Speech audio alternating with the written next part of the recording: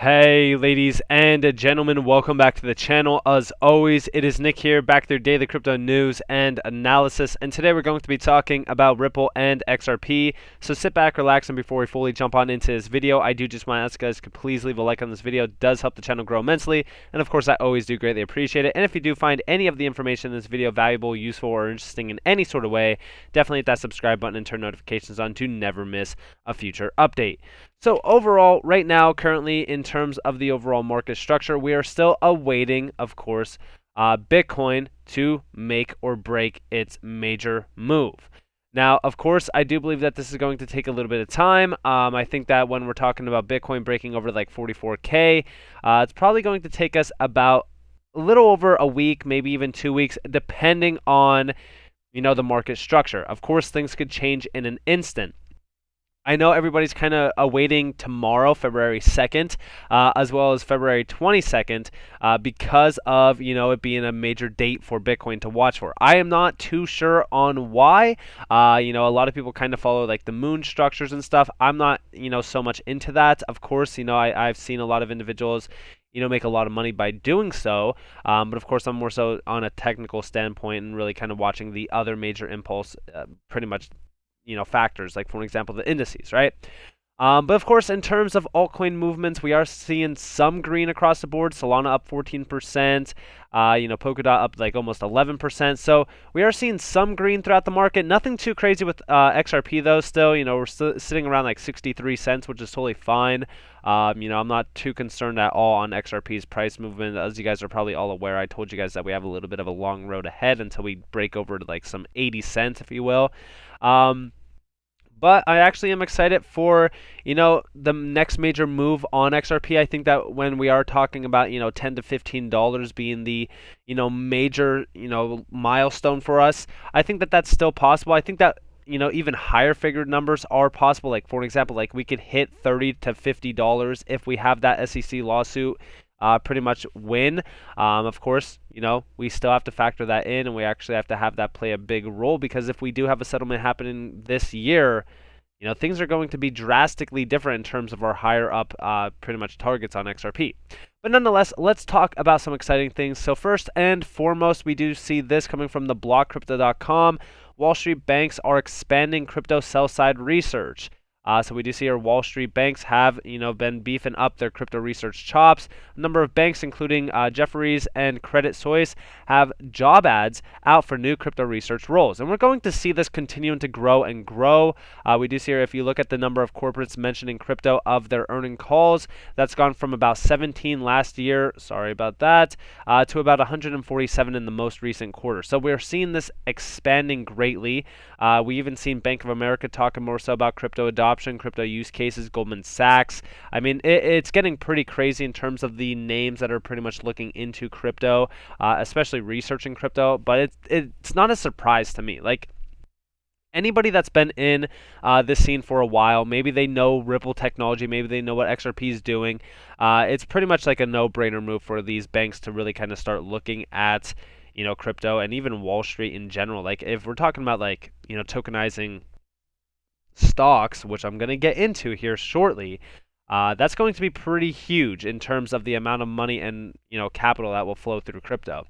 Now, we do see here, talking more so about some Ripple partners. Now, I've talked to you guys about Money Match in the past. We're actually going to be addressing this. But we do see here, learn about the Malaysia Incorporated fintech company's success leveraging RippleNet solutions, including a 40% reduction in global transfer cost and new connections to payment providers around the world. Now, in terms of this, pretty much case study, I don't want to open it just yet, but I do want to talk to you real quick about Money Match. So this isn't a huge giant. Like, trust me, this is a pretty big overall fintech company. I could pretty much read about them. They did about 2.5 billion MYR in transactions covering cross-border trade payments. We do see here, transaction volume was 2.5 billion RM, which is about like almost $600 million since they launched in 2017. 28,000 registered users, continuing to grow and grow and grow as well. You can see some of their milestones here, and it leads all the way up to October 2021. In general, they have some incredible Ripple supporters, of course, Ripple being one of their main partners. But I do believe that this is actually a fairly, although it is a small partner, all right, like let's actually really kind of put the numbers into perspective. This is a smaller, partner of Ripple, but understand that all of these partners, one by one by one by one, connect Ripple, net, for example, use cases like line of credit and even ODL to massive amounts of individuals. This one only being 28,000, but think about it at scale when there's like 20 of these or 100 of these fintech companies leveraging RippleNet products. And of course, here's the case studies. Money Match, 120 plus number of countries where Money Match customers send money, 40% reduction in cross-border payments, 1.3 billion amount of Malaysian ringgit transferred securely on Money Match as well. So this is all kind of focused on, global payments to both SMEs and individuals. So SMEs, do not disregard SMEs at all. Billions to trillions of dollars flow within SMEs. And we do see here the goal is to provide SMEs and individuals in Malaysia with an alternative to the high transfer fees and FX rates charged by the country's traditional banks. Of course, they're seeing a 40% reduction. 40%, I mind you, is such a massive amount. In terms of like reduction in fees, like that's huge. Okay, understand how much that actually is to say for a small medium enterprise or maybe even just a large enterprise. Like imagine if you could save a massive company 40% in fees.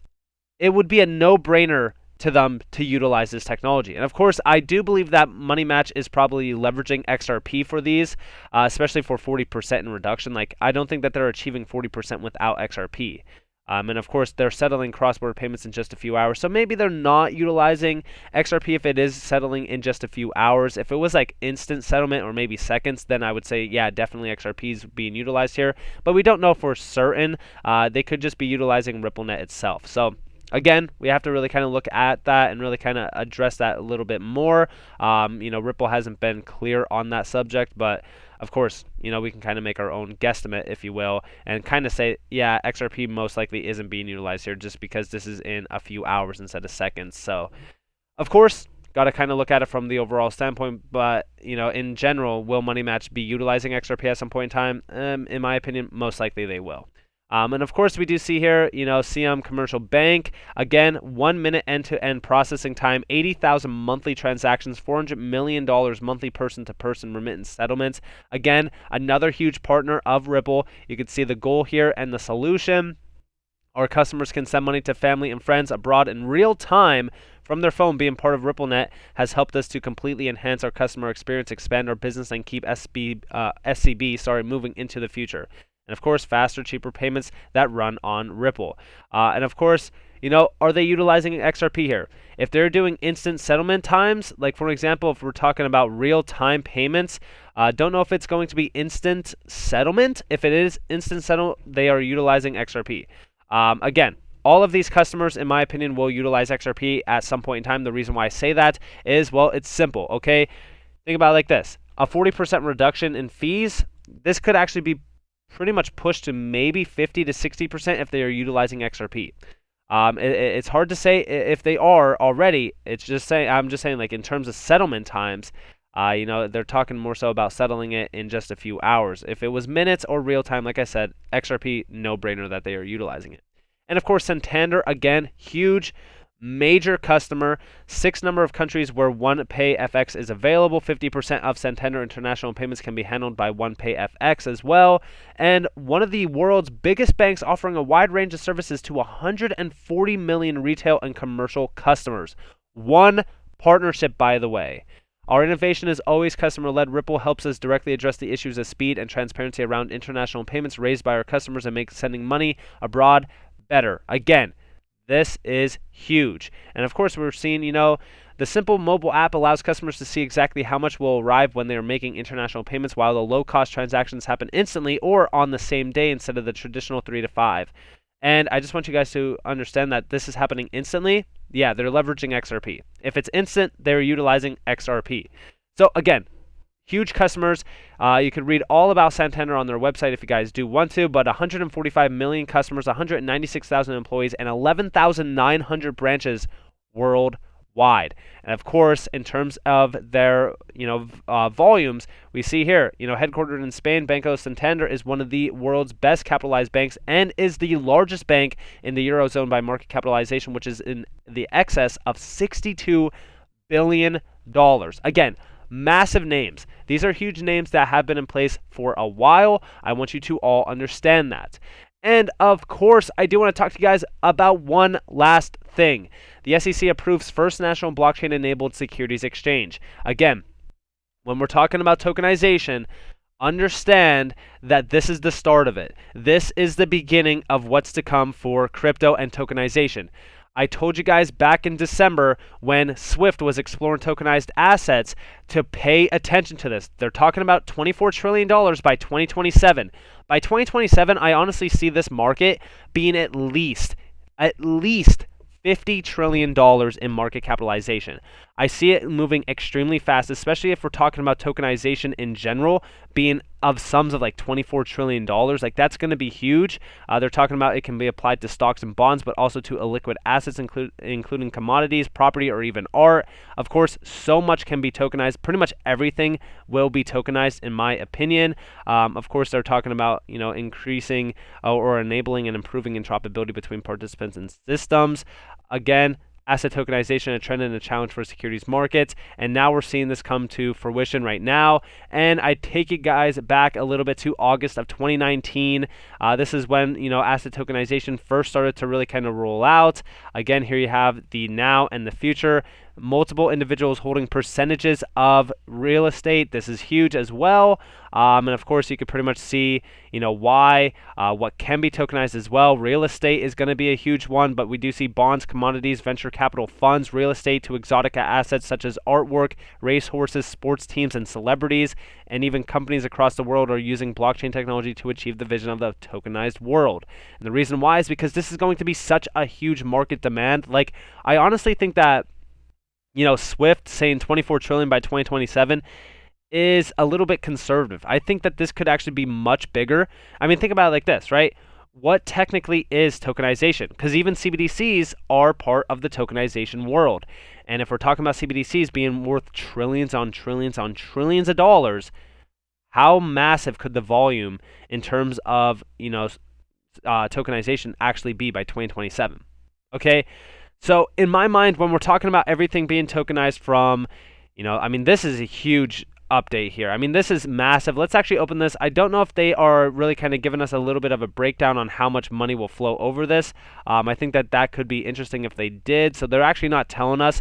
I'm actually going to talk to you guys a little bit about this in a video later on today in terms of a quant video, because I actually want to talk to you guys a little bit about it and the connections to that.